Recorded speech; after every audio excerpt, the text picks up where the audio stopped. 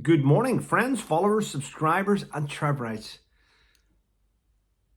But I care more about the subscribers because you're the ones that make the channel grow. And without you, the channel doesn't grow. And if that offends you, well, so be it, people. Anyway, it is the 29th of December, heading towards the new year of 2024. And I'm ending this year on a massive high. It's been good. Yes, my lowest point of the year was losing my little dog. Of course it was. But there's been loads of good things happen, loads of great support coming in, and for you, and well, for me, I say thank you, especially those of you that keep buying this, because it's nearly back in Amazon's top 100 again, and I can't believe it. I mean, over 700 reviews now, thanks to you, the subscribers, and I hope you really enjoy it, and it'll give you an insight into what my career was like in the military, not all of it, but, you know, a chunk of it, and yeah, it's nice. Because then once you read it, you'll know a little bit more about me and about why I have this the way I think. I have an attitude. Now, I know that we all give people give them a second chance. But I now live in a philosophy where I think, no. I used to give second chances out. I really did. But they always let me down. They always did. So I'm going to be honest. I live my life now, and you may not like it. But if you come into my circle and you're a good person, you stay there. But the minute you go against the grain, so to speak, and you are criticism's great. You can give criticism's okay. Good friends give criticism. Good friends tell you the truth. But whenever you do things behind people's back, I mean, there's no going back for that. There's not. So I started about 10 years ago where I stopped giving people second chances. I just went, no, that's it. Once the door closes, I don't just close the door. I don't take off the handles. I plaster it and I go through another door. And that's the way you should go in life, ladies and gentlemen, because people say, oh, life's too short. But it is too short. It's too short to deal with the same nonsense time and time again. We all go through it with family members and friends. But they're not friends. Friends support you. And that's where you draw the line and you move forward. Keep your circle small. And treat everyone in your circle the way you treat yourself. Make sure you look after everyone and you all care for each other. And that's why you should go forward in life. It would be awful to just be lonely and not have a circle and not have friends to rely on. It would be awful. But there we go. Anyway, it is the 29th of December. I tuned in last night to watch Fiona and Graham's live. Yes, I did. I always watch it. Yes, I watch. I don't comment as much now, but I just watch. I just keep an eye. At the end of the day, I'm meant to be there as a moderator. So I'm watching for spams or nonsense coming in. That's your job. It's not to enjoy it, even though you do. It's about watching and making sure things run smoothly. And that's a moderator's job. Moderate. Right. So over Christmas, while we were all having fun, yeah, Man City player, if you didn't know, Jack Grealish, who plays for England, was away playing. He was on TV on Wednesday, playing against Everton. His family members were all around at his house watching the match. At the same time, burglars broke in and stole £1 million worth of jewellery. Shocking, isn't it? It is shocking that they would do it when there's like 10 people in the house. That's just crazy. That means if they're willing to do it when there's people in the house, they're willing to commit serious violence to almost death. So, I wasn't there. I'm just saying, you know, I'd like to think that if I was at home and that happened to I'd just shoot someone dead. I would. If I wasn't living where I live and under different circumstances, you know, it wouldn't happen in America. In America, they would have shot the burglars.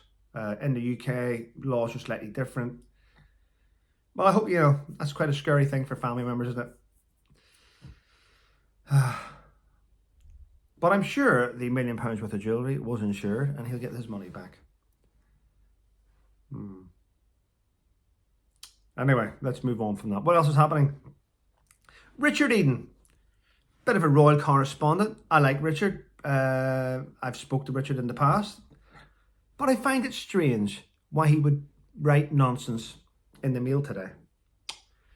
He wrote, well, if King Charles is willing to forgive Fergie, Sarah Ferguson, there's hope for Harry and Meghan to come back.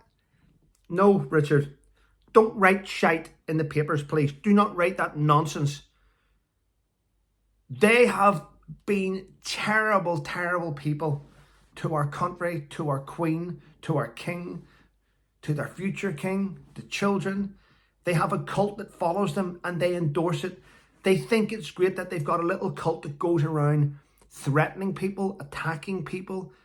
I mean, the so-called Sussex Squad cult, which is a cult, Harry and Meghan think that's a great thing, and they attack people non-stop. They are vulgar, dangerous, psychotic, twisted individuals.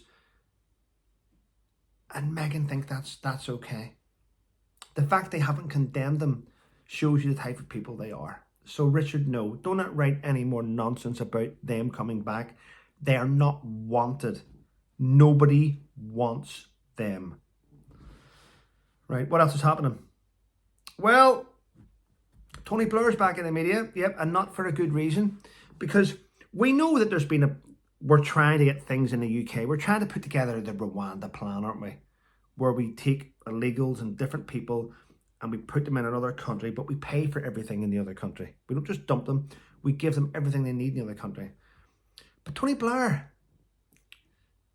who's embedded in Labour, has been trying to put together a Rwanda-style migrant camp in the Isle of Mull. Yes, he's trying to keep them in the UK. Why would you do that? Why would Sir Tony think it's fine to put them there? The whole idea of them going is the fact that they are taking up all our resources. Because if you put them, because Tony didn't think this out, to put them in the Isle of Mull would mean to not only build a camp big enough to hold them, but it would mean transport from the Isle of Mull coming back and forward each day. It would mean doctors and nurses, it would mean medical centres, it would mean shops. Oh yes, Tony, yeah, you're willing to spend billions of pounds on a system that no one wants. But Labour wants it. Labour's all about the money. In fact, talking about Labour Party, guess what? Yes, the Welsh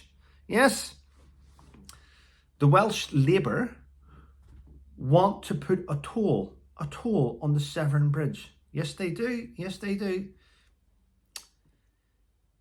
Basically, our politicians want us to just live enough to give them money and then die. They just want taxes from it. If they could get away with us just working, we will put you in your home. You can't have luxuries. No, you'll get clothes every 6 months. The politicians would keep us down in sweatshops if they could get away with it and just take our money. That's what they want, in my opinion, clearly. Yes. And I'm hearing good news today about the different sports governing bodies. Check this here out. It's now been ruled by the sports governing bodies that if any sport pushes gender and transgender, if they're trying to push that type of atmosphere into the sport, it's been ruled that that sport will lose its government funding. It will lose its funding. You cannot. They're trying to support and bring back women's sports where women are empowered to take part. Women are empowered to compete, take part and win. They do not want biological men coming into the sport. And this is, in my opinion, I've read it today. And this has been signed off by Martina Navratilova and Sharon Davies, who have been pushing hard for this, and other athletes. Daley Thompson and all these other athletes are pushing it as well. And they've signed it off. So if you're in a sport and you think it's okay to push that type of ideology towards the sport for gender, then you could very well, in a ruling, lose all your funding for that sport. Leave women alone. Let women excel. Jesus. No offense. What else has happened? Read that. Yeah. I'm really pleased this morning, as I was saying. It's a really good day for me. Going to go out and do a few things today. Starting off the new year. I've got loads of plans. Don't want to mention them on here. but I am really chuffed to bits. Please keep leaving your reviews. You've got it for Christmas, didn't you? As a gift? Yep. Have a wonderful day. And remember, all good things come to those that wait. Have a wonderful day, people, and stay safe.